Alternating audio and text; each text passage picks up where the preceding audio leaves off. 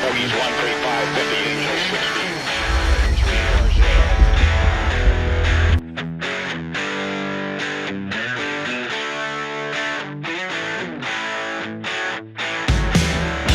Amerika Serikat dalam beberapa tahun terakhir telah mengandalkan hampir seluruhnya pada Cina dan pada tingkat lebih rendah Rusia guna mendapatkan mineral yang sangat penting untuk memproduksi amunisi.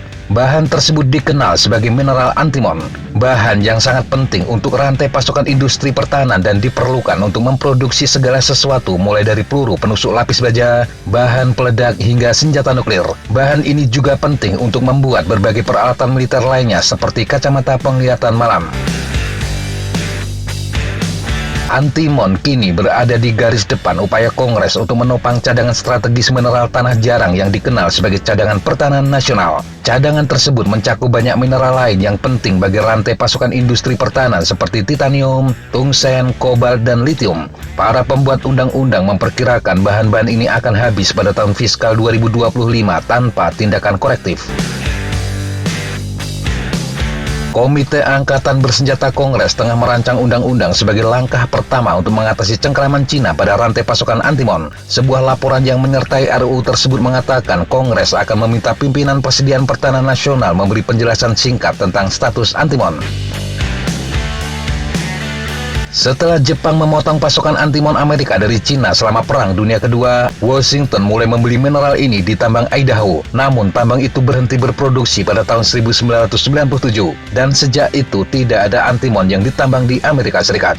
Laporan US Geological Survey tahun 2020 menyebutkan Cina adalah produsen antimon terbesar di dunia dan sumber utama impor bagi Amerika Serikat. Laporan tersebut juga mencatat Rusia menjadi produsen peringkat kedua sementara Tajikistan sebagai pemasok antimon terbesar ketiga. Produsen besar lain adalah Burma dan Bolivia.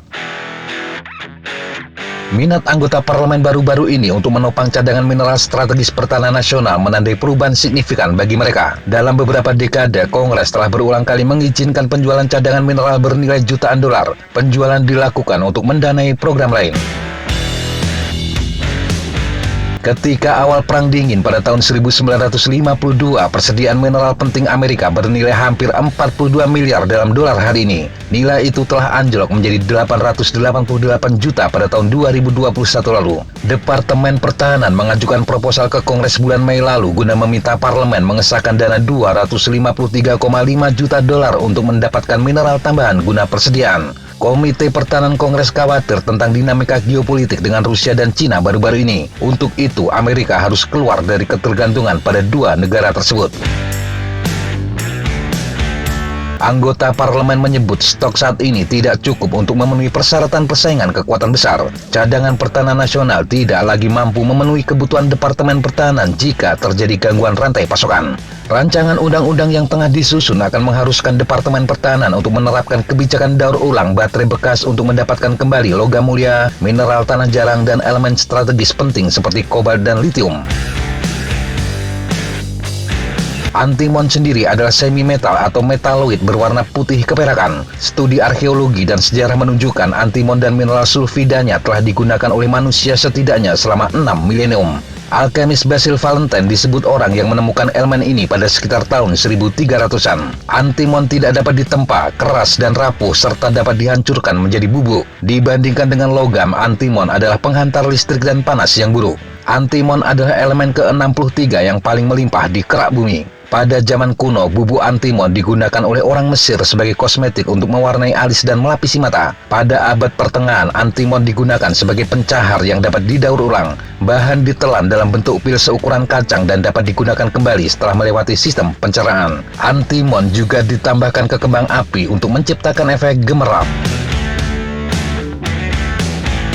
Demikian sahabat Jatapa informasi yang bisa kita sampaikan untuk kesempatan kali ini. Sampai jumpa di kesempatan yang berbeda. Tetap kunjungi kami di www.sejatapa.com dan www.fredjuna.com. Tetap semangat dan jaga kesehatan. Salam fly like an eagle, fight like a falcon.